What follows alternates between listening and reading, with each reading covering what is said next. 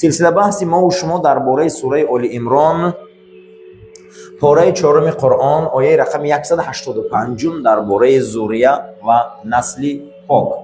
خب اعوذ بالله من الشیطان الرجیم بسم الله الرحمن الرحیم كل نفس ذائقة الموت و انما توفون اجوركم يوم القيامة فمن زحزح عن النار فقد ادخل الجنة فقد فاز و ما الحیاة الدنیا الا متاع الغرور. اکنون بینین که بعد جنگ احد، بعد فتنه منافقا، بعد برنامه ریزی جهودها، غم دادن یهودیا پیغمبر و چی برنامه هایی که اونها ریختن، اکنون خداوند با در بین یک خاطررسانی زور میکنه و شما را که کل نفس ذائقة الموت، همه میمره.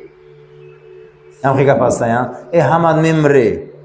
ای جورا نمیگیری تا ای دشمنی به خدا و قرآن، ای جورا نمیگیری تا به دشمنی به این پیغمبر، که جورا میگیری اخی همین دنیا کیده وفا کرده.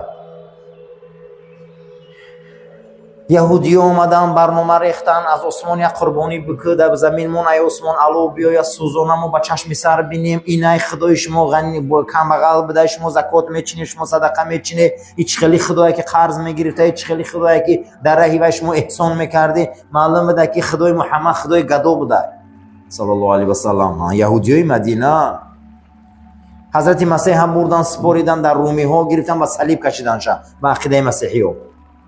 و عقیده ما زنده در عثمان زنده. حضرت زکریا را به اره بریدن، حضرت یحیی را سرش بریدن، حضرت ارمیا را کشتن، عیسیا را کشتن، دو بار پیغمبر خدا را زهر دادن، حضرت عمر را در محراب کشتن، حضرت عثمان را در محراب کشتن، حضرت عثمان را در وقت خواندن قرآنش کشتن، حضرت علی را در محراب کشتن، خاندان رسول اکرم را در کربلا بریدن، سراشون به بالای جنازه‌شون اسب دواندن. همه مردن. میمریم. خدا میگه کجورا میگیری؟ یک حزب آدم کشی صهیونیستی 50-60 هزار کودک زنک کشت، همه هم میمرن، هیچ که نمیمونه. امروز رسانه ها کتسیان که سروزیر اسرائیل احتمالا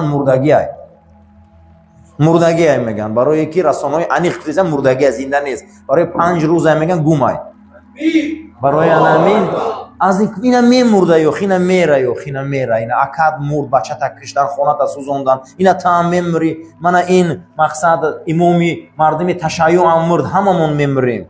این میری پیش خدا میری، این چی میگیری؟ 90 سال 80 سال حزب به خدای شوروی